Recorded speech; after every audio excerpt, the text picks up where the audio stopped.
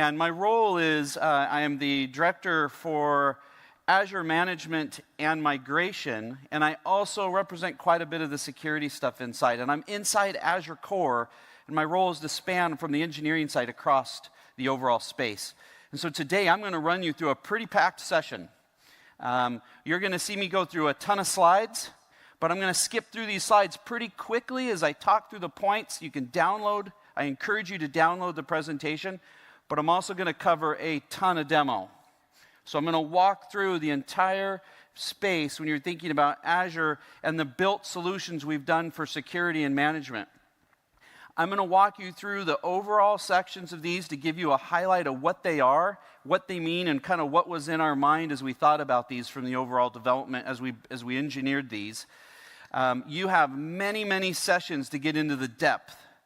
So if someone you really are wanting to get into the depth of, say, cost management, and that's your thing, or you want to get into policy and governance, or the new firewall that we just released, we have sessions on each one of those. At the end of the deck, there's a key outline that walks you through all of those core pieces.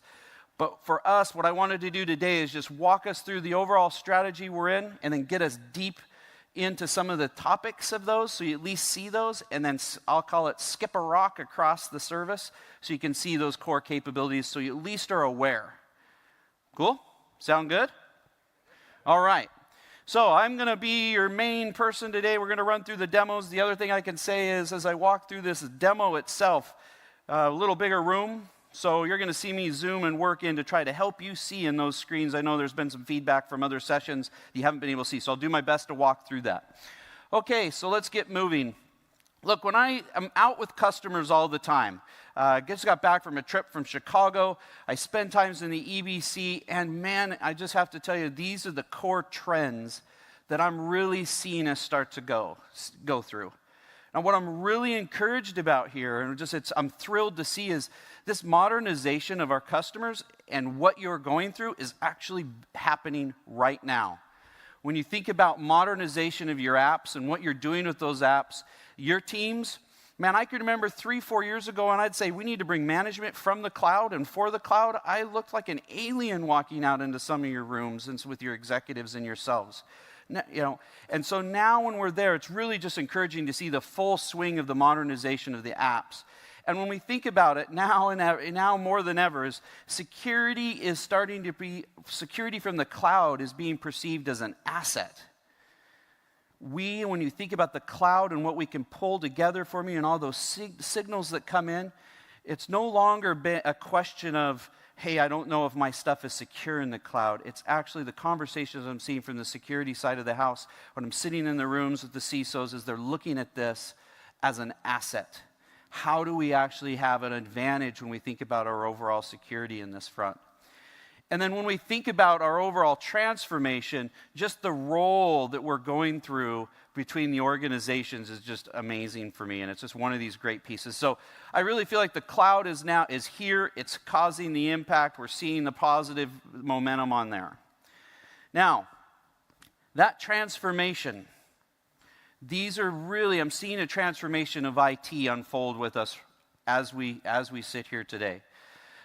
I just am thrilled to see how the organizations that are really embracing the cloud are starting to go reshape the way that the organizations are structured and the way they work together.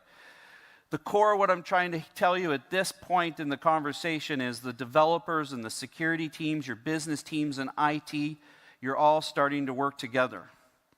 And this shift is how we're thinking about how we bring our technology together as well. So when we start to go look at how do we make sure that a security person that's working on security has the access to the update capabilities, and someone who's working on the development has access to the network data inside Azure, and we all give it to everybody as a direct native capabilities, that is by design and how we're thinking about the software. We're not trying to build organizational silos. We're trying to ensure you can use the power of the cloud to be able to move that way. And I'm watching the organizations shift. But I'm also watching the technology shift as well. I love the fact as I'm starting to see our IT side of the house using the core native capabilities. How many people use ARM, Azure Resource Manager, direct, right in JSON, right? Perfect. There's a little bit of hands starting to come down, but ARM is your core way to go interact directly with it. And so this top half of adopting new technologies is critical for what we see using. And we want to make sure from an Azure point of view that we give you these core capabilities. Direct ARM access. How do you use templates to go at scale? Thinking about direct scripting, Bash, JSON, PowerShell.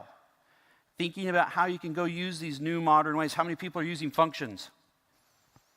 Okay, functions, cool. It's a serverless capability for you to go run short event-based automation. And we're seeing it really start to go pick up. And so the point I'm bringing out across this is the new technology is you're seeing more and more interaction with that. And when we come from a product perspective, I need to make sure we give you the balance for the teams to be able to access this direct, but also the guardrails. And that operating model is changing across all the teams as well. I love it. I mentioned I was in Chicago. VP of Ops, security, CSO, and the developer all together in the room. They're leaning in and working together on how do we go bring management and security together as we think about the cloud. The conversation, my favorite part of the conversation was when the CISO and the VP are actually huddling and talking about how they can use some of this tech together. And that is an important piece of what we're trying to do. It's more than just a technology, it's how you operate in a business. So, as we think about all these core capabilities, here are the 5 main pillars of what we have with built-in security and management. This is what I'm going to use to frame the day. This is the conversation I'm going to walk through, and I'm going to walk through each pieces of these tech. The new big area that we are announcing and we've spent time on within this show at this time of the year is really focused on governance. And this governance is a key piece. I'll give you some demos in a minute. How many of you have seen in Scott Guthrie's or Corey Sanders' sessions the notion of blueprint? Okay, so blueprint is a key piece for us on governance. It's how do we help really bring that capability together? So I see some hands didn't raise, and this is why we're having this session, right? I'm going to go cover everything we have from the management and the security front. It's going to be broad. You can hit the depth in these other sessions, but we want to make sure you have that. Okay, so this is going to guide us. Good? All right, let's talk about governance inside Azure. So right out of the gate, we see ourselves in the technology, we see our own teams, we see you while we're out there with you in the accounts is speed versus control. What's going on, right? I've had escalations taken directly in July where customers were going directly, they had their subscriptions, they had their environments up, but they were trying to put a shim and they were trying to block and slow down, and the developers are just right around. Configurations were out of whack. We had security concerns in those environments. And so this traditional approach needs rethinking, and we've baked this native into Azure. We believe you should be able to work with other tool sets over the top for sure, and always use other management tools and security tools. But we also want to make sure that you can have this speed directly in. And the way we do that is speed and control. And here, when we do, I came up last year and had a view that was a higher level view of this, and now we've made a reality of the technology that I set out that we said we'd do last year. Last year, I just had a circle and said, we're going to go try to enable the developer and the ops, and you're going to work in a new way with a native capability behind ARM and policy. And now we've delivered on that this year. And so the notion really in this space is to think about how that developer or your operations teams can continue to have direct access into the environment. But these technologies we talk about underneath, they're all pulled together as a native capability that help control this. Now on the operations side, how many have heard of this term custodian? I'm really curious just to see. Okay, we've got about an eighth of the room. There's, when we think about a custodian, this is the guardian, the shepherd of how I think about the cloud and how I think about my cloud subscriptions. And so customers that are really starting to go embrace this, we see an evolution of that role. Now that role may be a specific organization. We've actually seen job descriptions for it. It also can be just a philosophy for how teams come together between those business apps, the developers, and the IT, and working together in that partnership. And so we've seen open source scenarios around this. We really do think this is the right approach. We're seeing it in some of our largest customers that evolved this way. Our own IT inside Microsoft is also seeing roles that start to think about the overall, how are we managing this from a direct perspective. So the key balance and what we're trying to go do, again, is, let me hit this point, is speed and control. Okay, so when we think about these key Azure governance technologies that are inside, the first is policy. And I'll show you some of this. We announced policy last year, and we've been working on it hard ever since. I'm going to show you some of the new capabilities with policy, but this is one of those key pieces that's on fire for us. We see customers coming in, using it quickly, and all of a sudden, wham, 98% of their environment is covered, or 94%. And so you're seeing this really key growth experience across the policy. And so we've got a good announcements I'll show you here in a bit on that. And then really blueprints, which is how do we go take these components together and bring that all? How do I take the assets? How do I build upon ARM? Take the resources, the RBAC. How do I take those policies and create this repeatable, quick way to go build? And then management groups. How do I reference my organization to ensure I have the organization structure there? So policy, we shipped globally available in the spring. Blueprints, we announced at the show this week. And management groups, we GA'd in the 1st of August.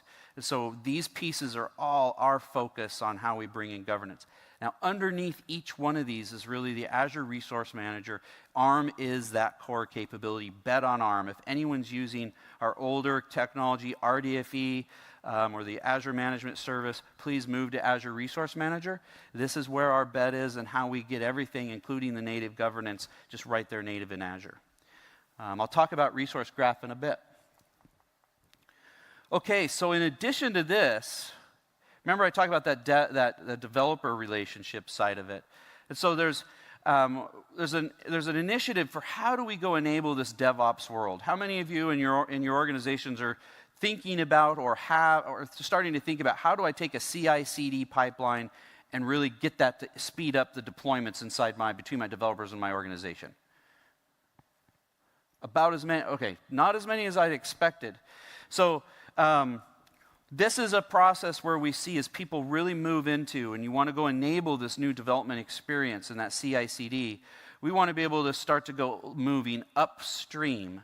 And so the core is to take policies and the things we've done for policy at the operate stage and move it. We call it shift left, shifting left for your organization. And what this does is it allows inside Jenkins, you can use your development pipelines. Examples are Azure DevOps, formerly Visual Studio, or you can look at tools like Jenkins and start to go bring your technology and the IT up. And so an example I'll show you here is how do you take Azure DevOps and have policy right in line with your developers. Now, this helps you enforce the policies and security and monitoring upstream. And so last year I stood up and talked about where we're headed with governance, which we delivered on the previous 2 slides. And know we're continuing as a company to invest in this to help you with this pipeline. All right. So, ready to get into demos? Okay. That was 10 minutes for us of chitty chat. Let's flip over to some demo world. Screen's up. Perfect. Okay, so what we have here is, like I said, I'm going to be zooming in. So for those that we're going to go zooming back and forth inside this. It's what we have here is the Azure portal, and inside the Azure portal is the policy. This we released and talked about last year. This has been continued to be advanced, and what this does is it gives me the core of how I think about my initiatives and my policies. I can create both IT process, IT technology, security. I can create these policies in my own environment. How many people have used this to date? Okay, and this has only been out for a few months, right? This is a game changer for how you start to think about your environment. I encourage you to use this. It's free of charge. It's just part of using Azure. We didn't want to add any additional piece into this. Okay, so let me get into the demo. Here we have Azure policy.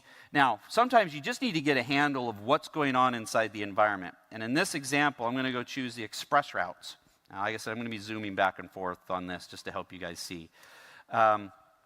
What express route subscriptions, I may want to go just look across my environment for what's occurring in the environment, but I don't want to cause a bunch of chaos or change inside the environment yet. I just need to audit and take a look at that.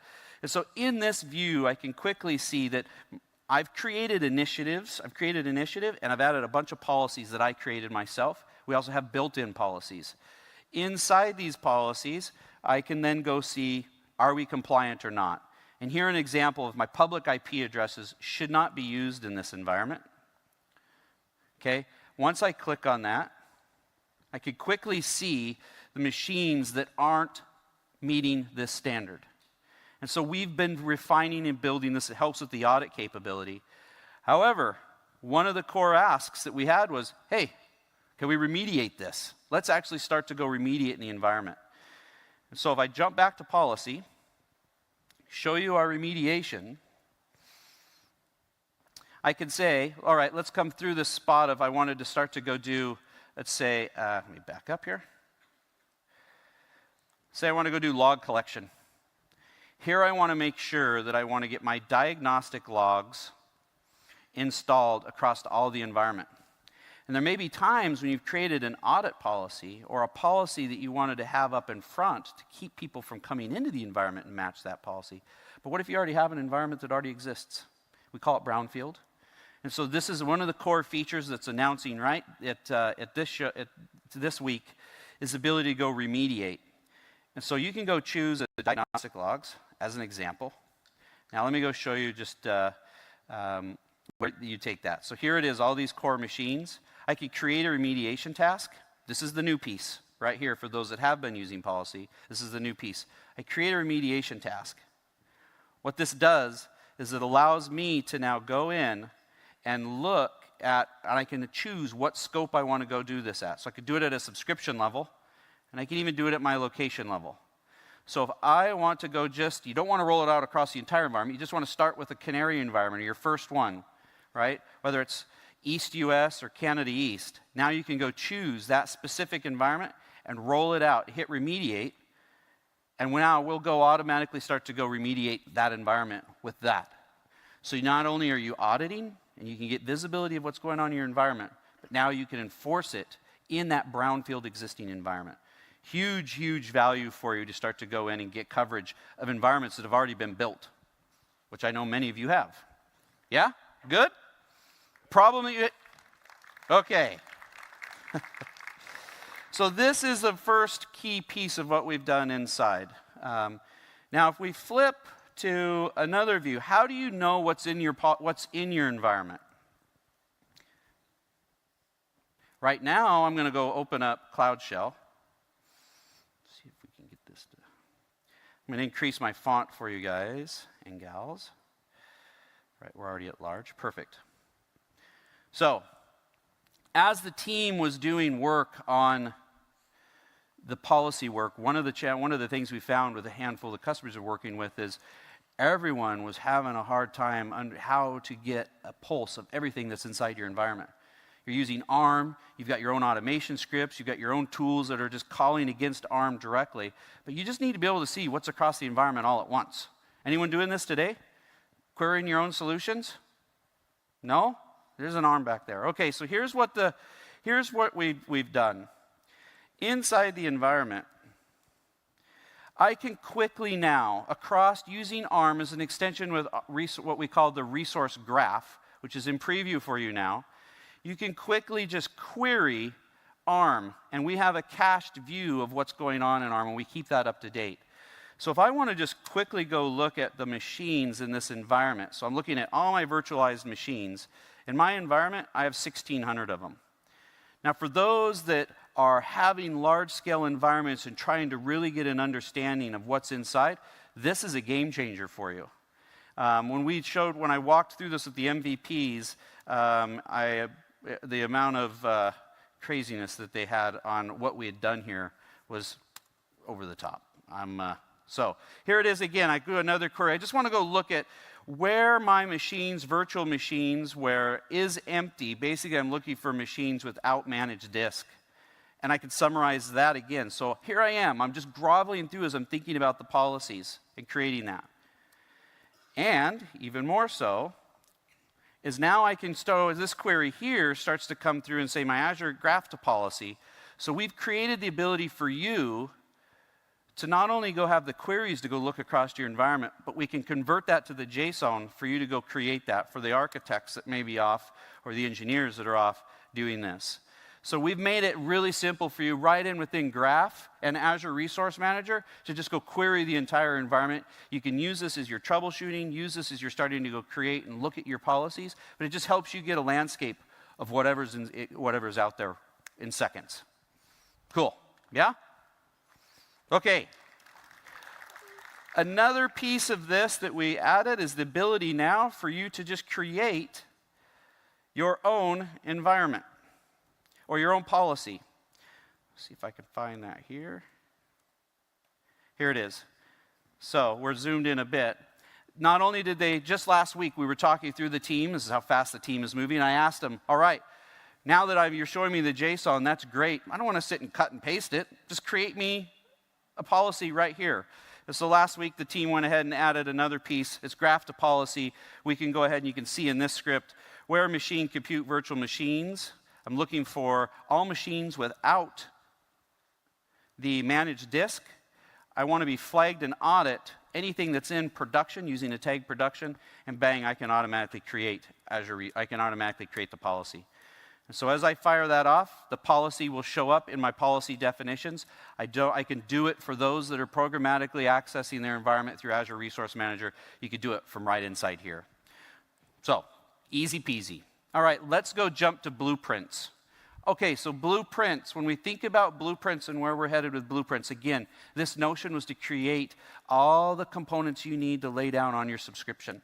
And so you have a subscription, you can just lay a blueprint down. Let me show you what that is. So we have a global Contoso global blueprint. Inside the Contoso global blueprint, what you're able to do is take policies and resource groups and templates and bring them together. You can author these yourself. In this example, I have a subscription where I'm going to say these are the only locations that are used. I'm going to go ahead and lay down that the Contoso IT team has access to this. And I'm even going to have a policy that chooses which resources aren't allowed. For example, I may not want to have D-series, really expensive machines for the development policy or environment that I want to create. I want to create my management groups, the network, the security. I want to lay down even at the application team. I know they always want Cosmos DB. They're always going to want the web app for this. And so what this does is it allows you to sit with the organization and craft the blueprint that you're going to have, whether it's for a common piece that you're going to lay down on all your subscriptions, pre-production or production, or you can go work with your development and business teams to create what you need specific for that organization or that new app. So this allows you to basically author and bring together everything that we just talked about as management in a nice and easy, repeatable way. Let's talk about that. Let's show you the repeatable way. So here I just chose assign the blueprint. Okay, so in the blueprint as we go assign this, let's say a scenario is, this is pretty simple. I'm going to zoom in here, but let's say in the scenario that I get a call from my development team. They want to create a new marketing prototype out in Europe. They need an environment spun up quickly. But the good news is I've already created a blueprint. I've already worked through this with the team, so I know I can just lay it down when it's needed. Here I can choose the subscription that I want to go apply those to. And so here I can see a list of subscriptions, and I can choose, I just want this in my dev and pre-prod. And I'm done. Now the other piece is this notion of lock assignment. You have the ability to allow your teams or yourselves to either go edit or lock. And if it's locked, only you and the people with access to it can make the changes to that blueprint and the policies that have been applied. You can leave it editable so that you can make the changes in. We made it either way. And so now I'm going to go ahead and choose lock. Off we go, assign. If I hit this assignment, now it's being applied. You can see it's applying the definitions right now. And literally within minutes, You now have a subscription that you created, which you could create programmatically, and you've laid down the blueprint that has everything you need to feel rest assured that you've got the compliance, the security, you've got your policies applied to that environment. Cool? Simple. Simple, simple. Okay, so when we think about the next piece, that deployment up in the pipeline, remember I mentioned when we think about Azure DevOps, which is your development environment, how do you go enable your developers to have the same thing, right? How do I, if they're starting to go deploy out an environment, I want to rest assured that those deployments actually meet what I have inside on my subscription, what I put in the policies and blueprints. And so this, up here on the screen, is Azure DevOps. It has releases. For those that aren't familiar, it shows you releases, and it has pipelines. What pipelines are is basically the releases that come down the line here. In my pipeline, when I zoomed, it just kicked over to another pipeline. So let's go back to a different one. Okay, and I have a release 4 in this pipeline. Now, from a developer perspective, I could come in and take a look at this, and let me just zoom in. What it is a developer made changes to his code. Then the automatic trigger kicked the code out through CI/CD using Visual Studio Team Services, Azure DevOps. And then errors came through, and it shows me right away, from a development perspective, that I had a policy violation. And that policy violation really, if I want to go in and look at it from a code perspective, this is tied management and security, two things coming together. It now lets me go look right inside as a developer, and I can see, I had remote debugging enabled. Now, in the production world, I do not want remote debugging enabled because it opens up more security concerns for me in the policies that I set. Now, the value, again, on this is we've just shifted all the policy and all the compliance way upstream with the developer. So as you create these policies and your devs want to start to go leverage that, you can enforce and start to have that integrated way upstream, really bringing that CI/CD piece together. So, pretty cool. That's a core piece for us and how we brought all that together. Yeah? Sounds good? Okay. So, let me flip over now. I think that's all the demos I wanted to do with that one. Let's jump over to slides. 5. Perfect. And, John, you ready to come up? So one of the key things, I just showed a bunch of stuff on policy. And what I thought we'd do is have John Mayo come up. He's chief architect with BP and has really been a key partner for us as we've embraced and we listened to him on a lot of what he needed us to build as we're thinking about how we helped BP. So take it away. All right. Thank you. So as Jeremy said, my name is John Mayo, chief architect for BP. BP, as many of you know, is a large oil and gas company. We have 70,000 employees. We operate in 70 regions, so we're global. And so at the end of last year, we spent some time with Microsoft. We did an end-to-end review of what our current Azure architecture and processes, what we were using at the end of last year. And we worked with the Microsoft customer advisory team. And some of those team members were actually from Jeremy's team. And we really took a deep dive and spent 2 weeks in a room, locked in a room, and really started to look at what we had built over the course of the last 3 years in Azure. And what came out of that design session was a new design, but it also provided us with 3 key design decisions. And one of those key design decisions was that we wanted to do completely cloud native. So prior to that, we had different approaches for using third-party products, et cetera, but we decided let's stick with what is available in Azure. Let's take some risk even and use things that are in preview, private preview, and let's move forward with that approach. So cloud native was one. The second one was looking at, so we had security requirements, as most people do. But a lot of our security requirements were sitting in Word documents. And so what we wanted to do was codify our security requirements. And to do that, as Jeremy has been talking about, we use policies. The third area, which is probably key for this discussion in my mind, is that we went to portfolio-centric, app-centric subscriptions. And what that means is that we've moved to a DevOps organization. We had an ITNS 2020 vision, a modernized IT, some of the things that you guys may have also, or may be doing inside of your company. And the portfolio-centric means that we have portfolio owners that now manage a set of applications within a given subscription. And those applications then reside inside of resource groups inside of that same subscription. And why I'm bringing this point out is because prior to us having this design session, we had what I would call 3 personas. But what the personas were is IaaS, PaaS, and database. So basically, we had 3 subscriptions, 3 types of subscriptions, where one subscription we could deploy IaaS, another subscription we could deploy PaaS, and another one we could deploy databases. Well, if you can imagine, trying to deploy applications across those 3 different subscriptions didn't work real well.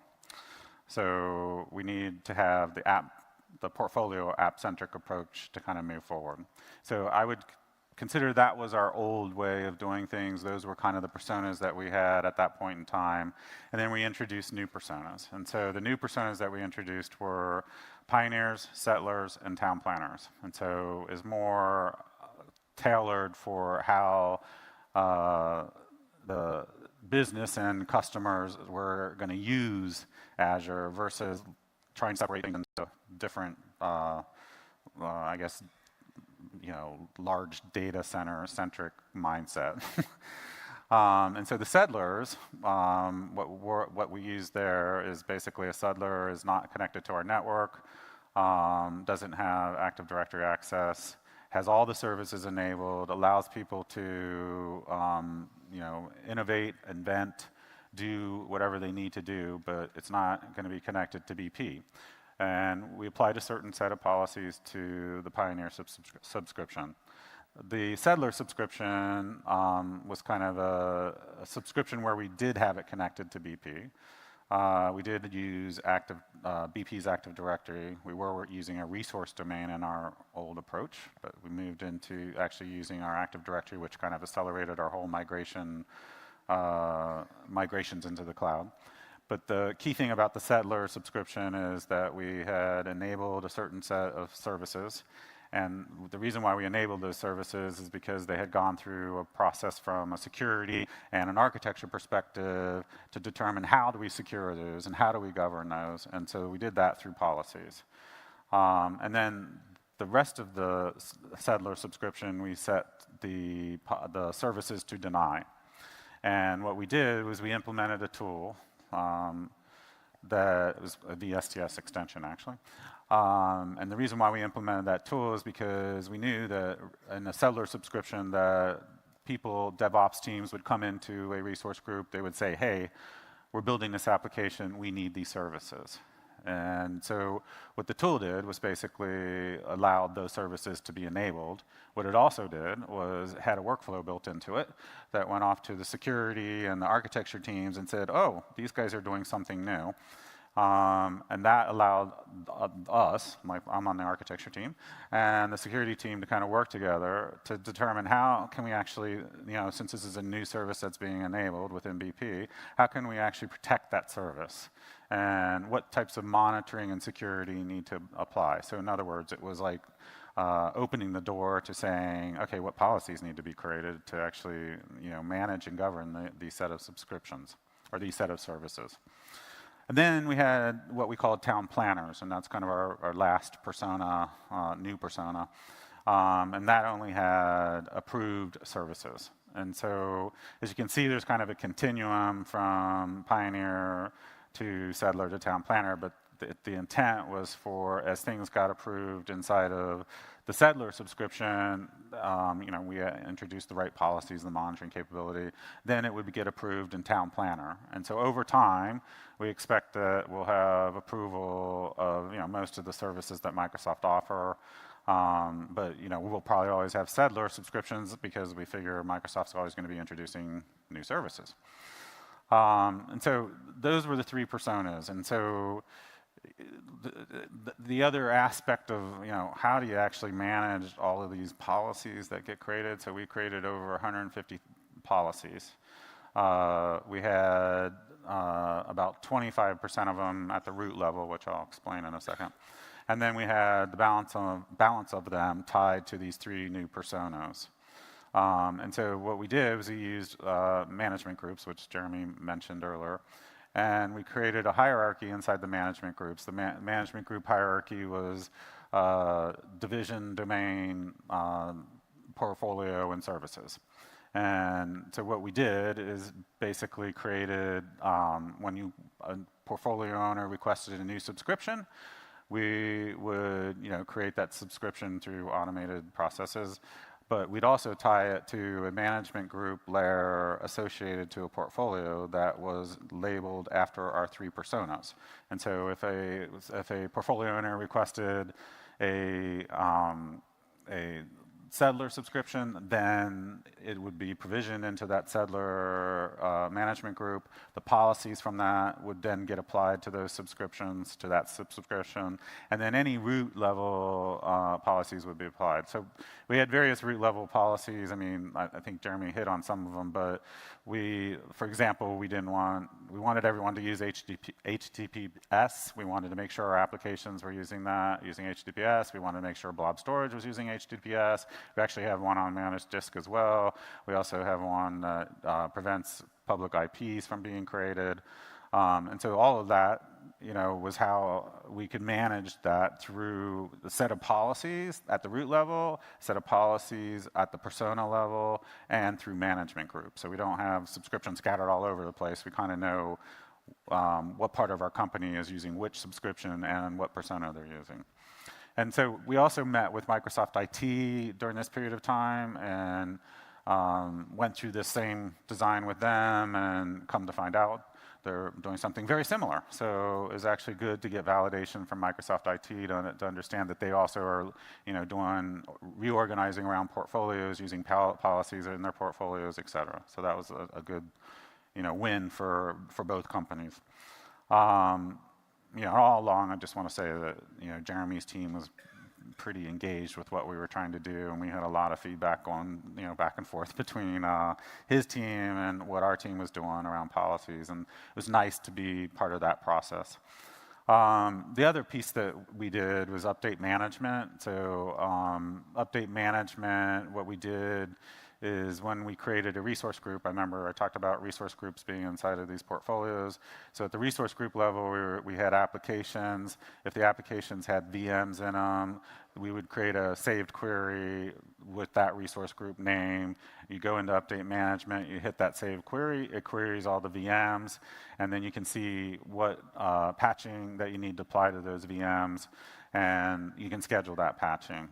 And so we wanted to hand that off to the DevOps team so that they could do that themselves. Of course, the team that I manage and another person manages that's in the room, we can override that. So if we need to patch, we will patch. But the idea is to empower the DevOps teams. Last piece, we were involved really closely with Jeremy's team on blueprints. And so we had a few sessions throughout the last year just passing in requirements. We haven't used blueprints yet, but we're really looking forward to this new capability, and I think it'll be exciting. Yeah, cool. John, I sure appreciate it. Yeah, and thank you for all your partnership. Yeah, thank you. Look, I just think there's always value to hear from someone from the other side of the fence that's using the technology we have. And when you hear us offer that we'll work hand in hand and the engineering teams will work hand in hand with companies to go build, that's how we're building the entire management stack as well as the security. Okay, so let's jump into one other piece here when we think about governance and we think about cost management. One piece that I'll just show you is last year we were up here, we talked about an acquisition of Cloud-In. Now we'll basically, this is the next step of that. So at the show this week, at the same time, we're announcing that cost management is now integrated into the portal. That first step is for the EA customer. So right now it's preview for the EA customer. Our direct will come in the coming months. So no, we're just going to start to iterate that out throughout. Let me go give a quick view of that just so you can kind of see how this fits together. If I can find it. Yeah, here it is. Perfect. Okay. So for a reason governance and cost really go together in our mind is so that you can get a view of the spend that's occurring. You don't have to go get another set of tool set. This is included for free. There's no premium capabilities. It's just part of your, as you come use Azure, this is included as a part of it. And so what you're seeing on the screen here is an overview. It just gives me my cost analysis that's going on across the current time. And so you can easily come in here and look at cost over, let's say, this quarter. So I want to go look at the cost over the quarter. It's going to go pull that cost so I can see my cost, but that's not really helping me much. I want to go look at, say, a daily view of cost, and I can see the spikes and ebbs of my cost. I may even want to go look at service name. There's service name, okay? And that view, I like this view better on the stacked.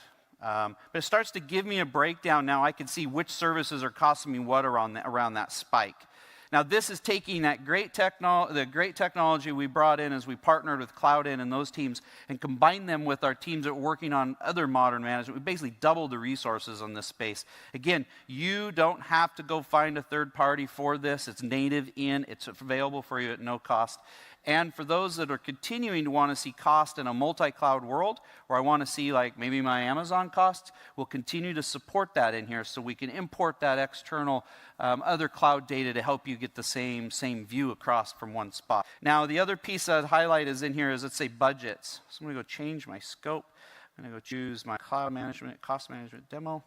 And I'm going to switch over here and show budgets real quick. Okay. Live demos.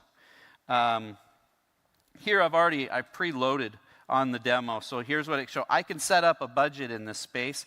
What that helps me do is I can see if I'm starting to go reach that budget over time. So let's just say I look at August. Now I'm starting to see I'm going over that budget limit. And what we can do is set up alerts. And you can set up your own rules inside the budget.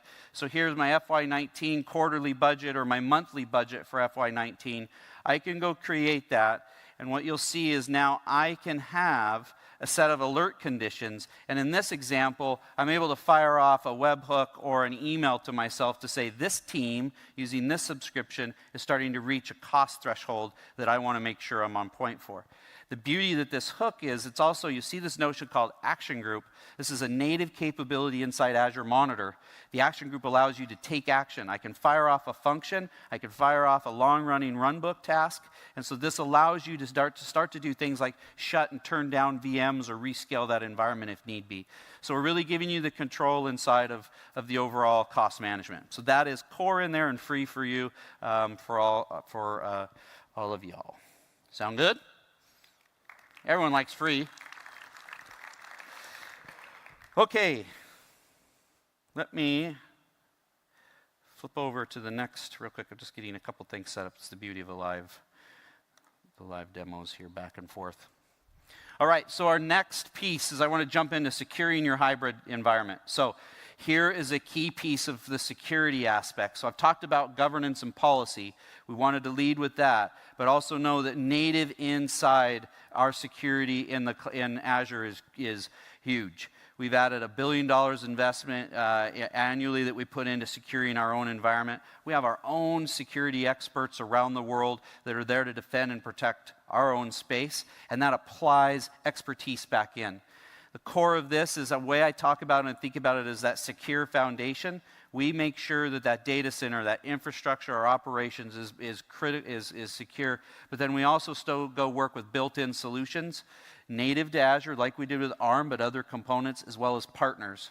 And then we bring that all up together and through things like Azure Security Center. So as I jump quickly to just show you the core components that are inside, I'm not going to get into the depth of each one of these, but the key thing that I'll show you is that we manage from the identity to how we think about the data, what we do with this network security, how we bring threat protection, and all up security management. These are all native in our environment. Better than any other cloud that I've seen. You've got the core capabilities in here that help you from the foundation all the way to the threats that you're getting. And backed behind that, we continue to go work with our partners so you can use the tool sets that you're familiar with native into Azure. Now, as I take one other piece that was called, that I wanted to flag for everyone, is just the Azure Firewall was a new piece that often was getting, I just wanted to highlight in this.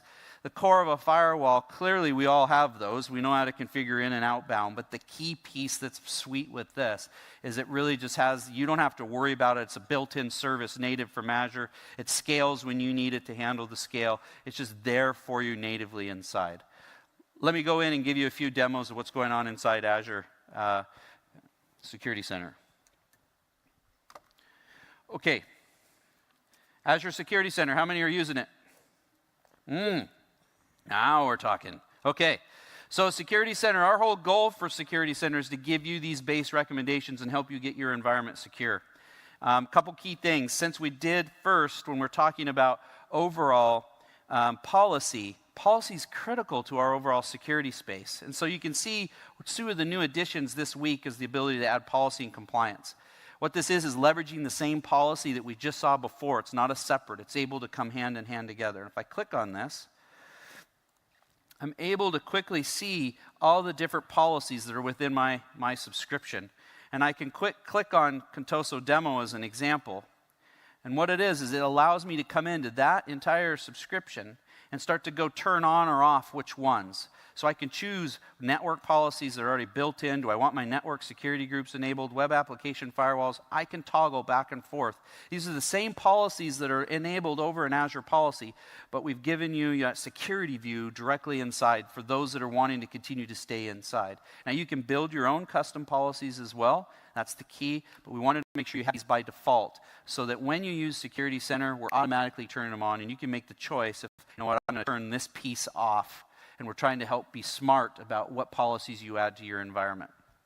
Now, if I go back to Security Center, the other key element that we added is Secure Score. Is it loads here? Yep. Okay, so Secure Score.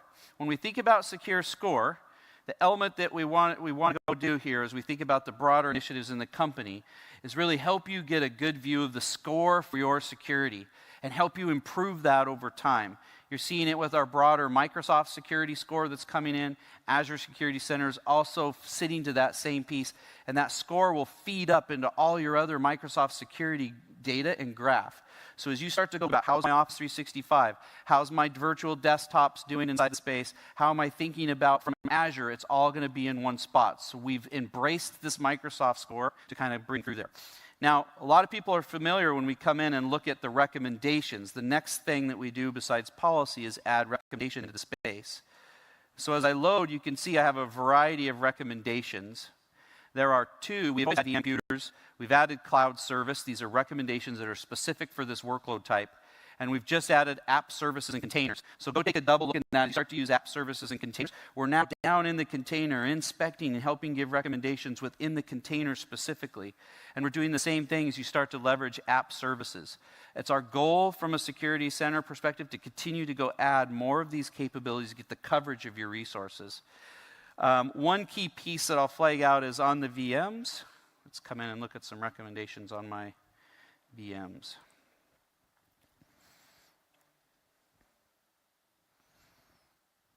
There was a piece I wanted to show, but this screen back up here is core here. So let me come back in.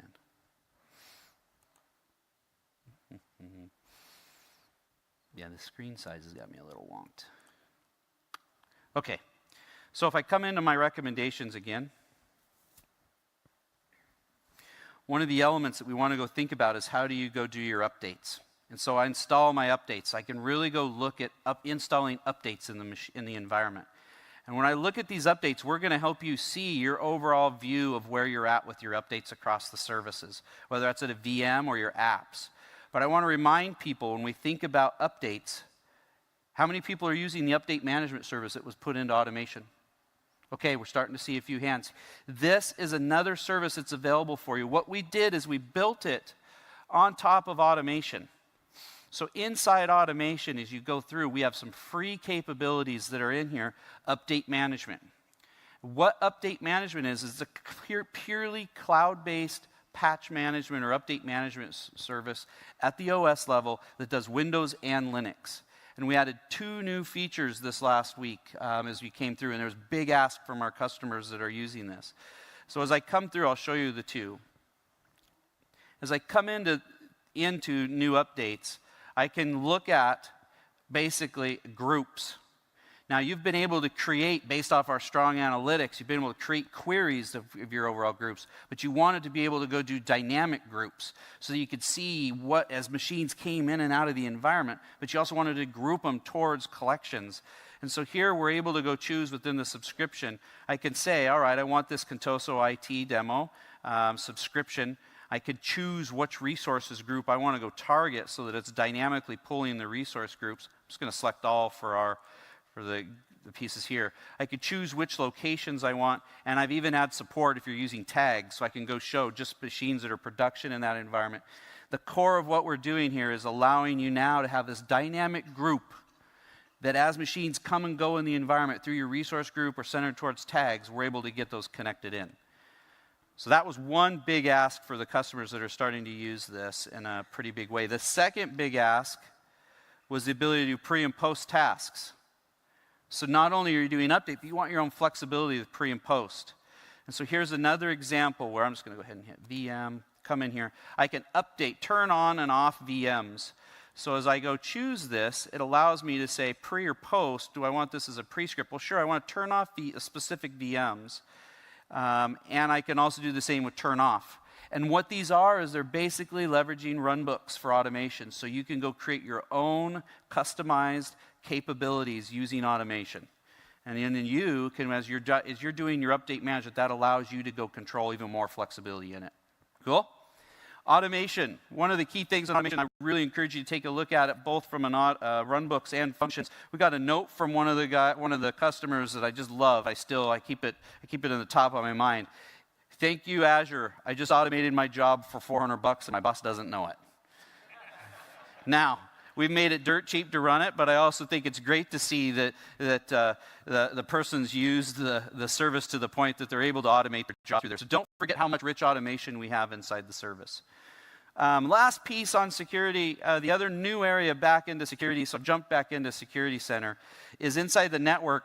We've had an ask to help see what's going on inside the network at a much granular view.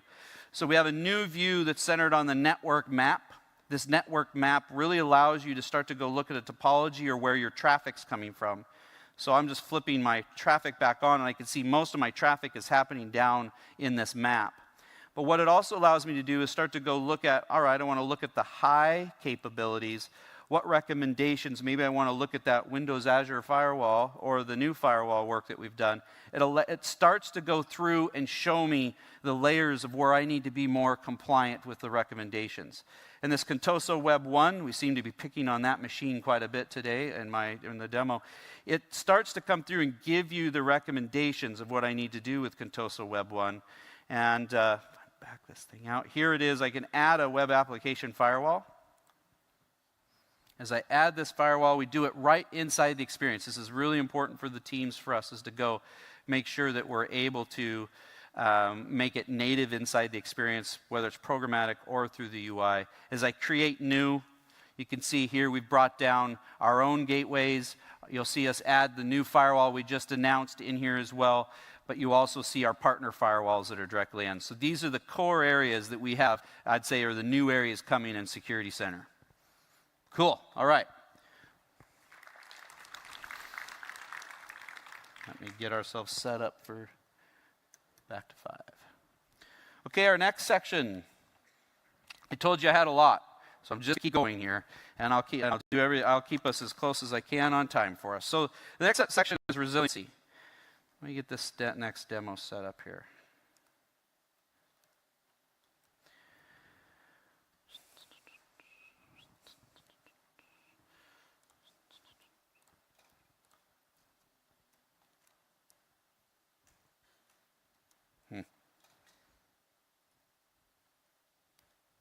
Great. I can't get this thing is frozen, awesome.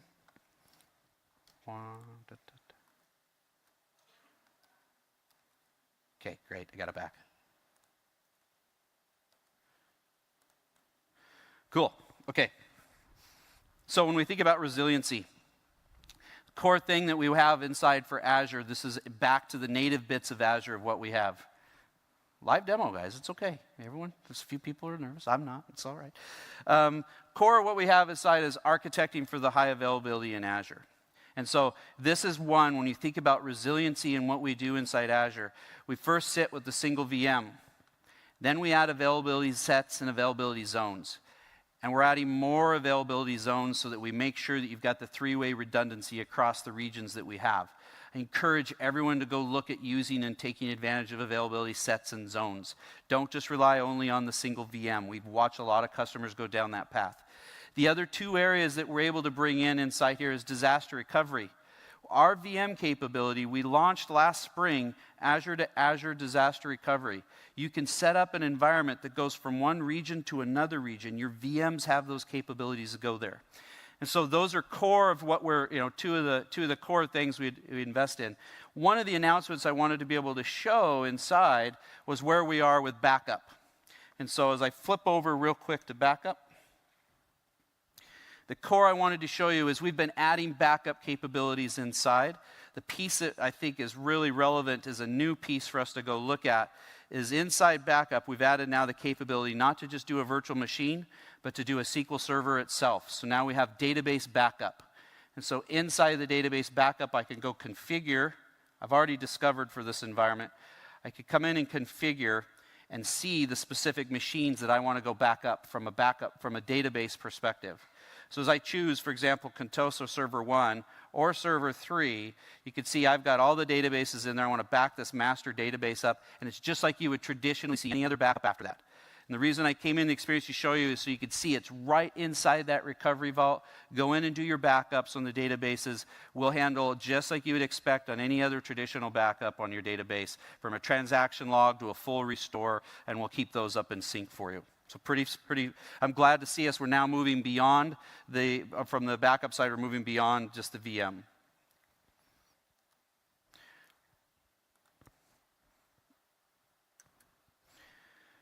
Okay, so then, when we think about where we're at with our monitoring, so when we go into the monitoring piece, we've had this native into Azure from the get-go, and we continue to invest in the monitoring piece. Built-in telemetry is really the core of where we're headed, bringing in more and more of the core common data inside, making sure that you get data-driven insights, and then partner integrations. You can integrate with any partner you use. If you're using Splunk, Datadog, you're using ServiceNow, we have ways for those to be connected and continue to go work with groups like ServiceNow on that front. The core of where we're spending when we think about Azure Monitor is we have the stack. What I'm thinking about is that event hubs, alerts, all the way up to the metrics and the visualization. And so this is a critical piece for us when we think about Azure Monitor, that you should be able to come into one spot, Azure Monitor, and or to the resource, and it direct you to the same piece without having to use a bunch of independent tools. When you think about the independent tools and what they bring, you're having to bounce around without really being able to troubleshoot within the experience and doing that. So the work the teams are right now is to this entire stack and bring them together. And so I'm going to go show you some of the new work in Azure Monitor to bring all those together with a couple key things centered right on what we're doing for the VMs. Ready? All right. Let's jump into Azure Monitor. So inside Azure Monitor, this is core Azure Monitor. You have your overview, your activity logs, your alerts. Everything is centered right in here. And as you see insights, we're starting to give you new insights onto containers, like what I can see inside my Azure Kubernetes. And another one we did is just gave you new insights across, additional insights into your virtual machines specifically. And so as I click on your virtual machines, It'll load up here.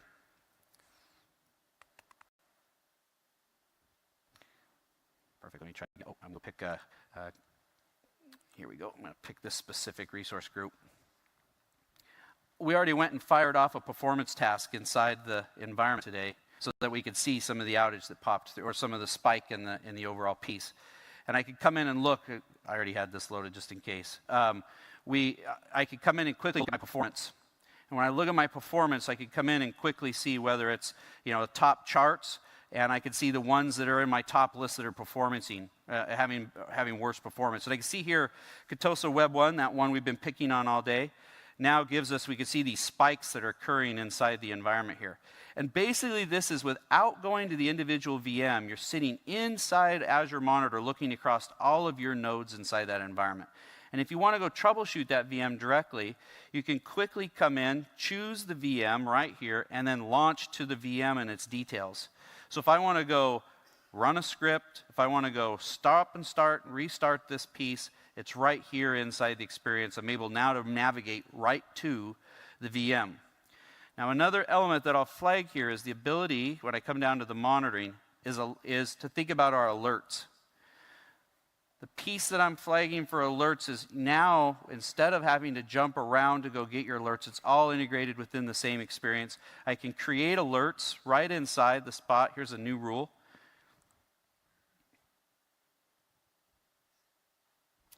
I can target that Web 1 or entire resource group. I can add the criteria for the alert. I'm going to look for CPU, since that was what was tapping me on this. So CPU, yep, percentage of CPU. When I look at the CPU, we have the ability to just add thresholds. That's pretty standard, what you'd expect. But we're adding more and more capability to be able to make sure we're keeping up with the core, what you'd expect out of the monitoring. We also have dynamic thresholds. What this is intelligence, a smart machine learning that goes and learns how that app is running. You could turn on the thresholds. We will look over a period of time, whether you want to make that a day, 24 hours, or a week. We will go learn and take that dynamic threshold, which is using some of our first steps into some, I'll call it machine learning or artificial intelligence, and come through that core piece. Then when you're all done, again, as I mentioned, you can come in and create action groups, define your alerts. I'm going to say call this done. You can go in and create your action groups, and again, you can go fire off whether you want a function, whether you want to go do runbooks, if I can zoom in with it, if it'll let me. It gives you your action types. It doesn't let me do it on the zoom in.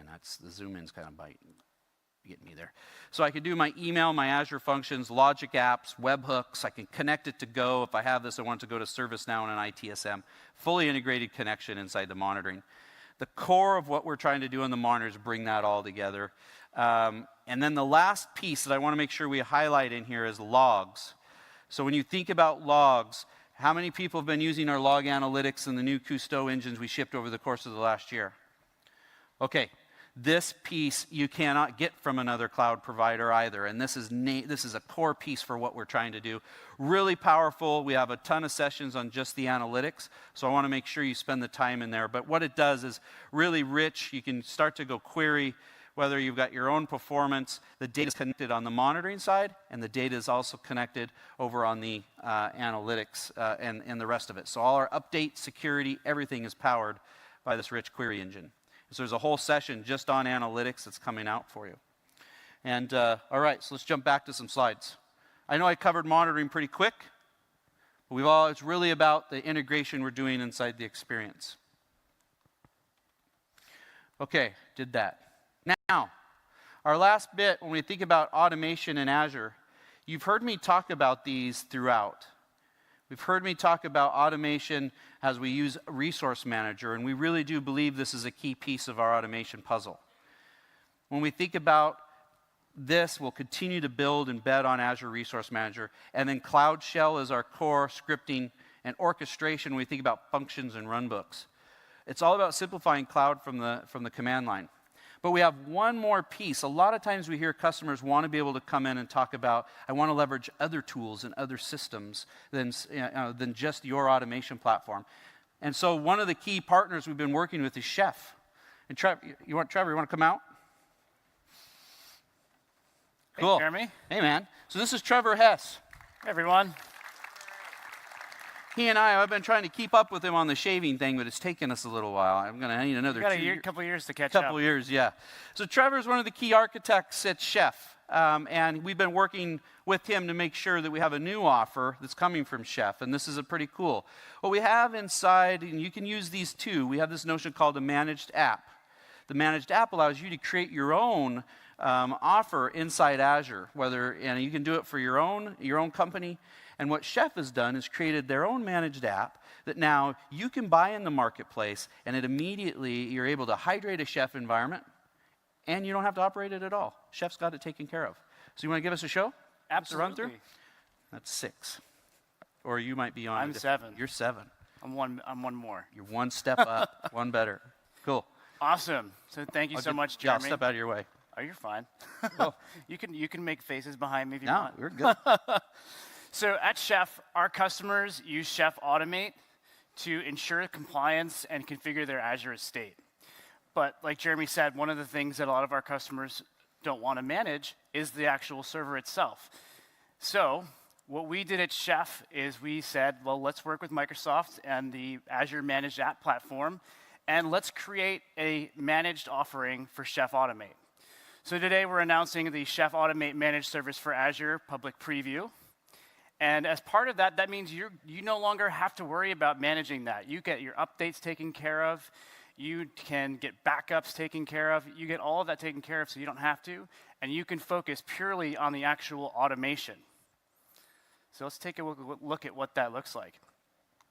So if you're in your Azure portal and you look up the Chef Automate Managed Service, you can go ahead and pull that right up. You go in, fill out the blade, give it your credentials that you want for the Chef server and the Automate server. You deploy that. What may have taken you 2 days in the past to deploy, you can have up and running in as little as 30 minutes. So if we go look at that server once it's been provisioned, we can go through, we see we've got all of our data in here once we've loaded some nodes into our server. We go through and look, it looks like we've got some systems that aren't compliant. Well, if we hop over to my shell here, and well, that's why my cookbook's actually disabling some of my settings. So if I actually look at the failure here, we'll see that we've got some log Martians that we're not keeping track of those Martian packets. So if we come back in here and we get rid of my bad code in the cookbook, and we do some nice development here and bump up our versions, we can then, right in Cloud Shell, we can actually do our Burks install. So Burks Shell, for anybody who's not familiar, is a tool to do cookbook dependency management. So we can get all of those cookbook dependencies taken care of right in here. We'll then be able to do the upload of the cookbook so that it's up on the Chef server and it can actually start updating our nodes. So we'll run Burks upload. So I actually set up these nodes using the Azure Chef extension. So that's how I'm getting Chef client onto my target VMs. The Chef client is what actually runs my Chef configuration. Now I've got it configured right now to run once a minute. So that's so that we can see this come up right away. Let's take a look at some other tools that we have available now that we have Chef Workstation available in Azure Cloud Shell. If you've worked with Chef in the past, you've probably seen the knife tool. Knife is completely available in Azure Cloud Shell now, so you can do a knife node list and get a list of all of the nodes that your Chef server is aware of right from the Cloud Shell. Now you also have tools like Test Kitchen and Burke Shelf and Food Critic and all the other tools you'd expect, but you also get tools now like our new Chef Run tool, which lets you do ad hoc configurations as well. So this command I've got here is going to target a rel node I spun up ahead of time for this demo, and it's going to apply the NTP resource to it so that we are checking in with our time server. Great, we're connected to our time server. So if we come back into Automate now and look at our compliance view, look at that. We're completely compliant now. Awesome. And the best part, I did all of that without ever leaving my browser. I didn't have to install anything. So we're really pleased to announce the Chef Automate Managed Service for Azure that we're running in cooperation with our partner, 10th Magnitude. So you can sign up for the preview today at chef.io/automate for Azure, and let us manage your Automate instance while you automate your systems. Thank you. Trevor, appreciate it. Of course, Jeremy, thank you. Thanks for coming out, man. Of course. And we'll see where I'm at next year. All right. Okay, so my main point, the reason I really appreciated having Trevor come and show what they're doing with the Managed App. It really hits two things for us. One, we will make sure whatever tool sets you're using today, again, whether it's on the monitoring front or the automation front or the security front, these are key parts for us with Azure to make sure we're supporting those tool sets that you use today. And so this is a key part for us. And when I look at the work that they're doing, even in the Managed App, it's so nice to be able to not only just have you use the tools, but in the marketplace, be able to pick a tool that then is managed for you. So you don't have to worry. You can focus on the tasks at hand versus keeping up and going and installing a Chef Automate and then running all of that. And so you'll see more and more of this come through over the course of the coming years from us with Azure. All right, my last bit of the call to action is really, I just really can't stress enough to go ensure that you're protecting those resources, both from that security side as well as the management side. We have these core elements that are out there, whether it's the policies and blueprints, the security center, site recovery and backup, how we monitor and how we automate. You should be leveraging these capabilities. They're prime time and ready for you to go. And with that, I'll also say there are a ton of sessions on the management front. As I said at the beginning, I was going to skip a rock across the core components for what we had inside Azure Security and Management. And so we wanted to give you that high-level session, show you where and what we're doing as you're looking through the UI and playing with the product. But I'd really also make sure you take a look at these specific sessions and attend. If there's an area that you were interested in, like the analytics or the new network map or the blueprinting work that we're doing around policy, each one of them has their own deep session. And I'd love for you to be able to go attend those out through the rest of the week. Appreciate you spending your lunchtime with me, and thank you so much for coming, and enjoy the rest of Ignite. Thanks.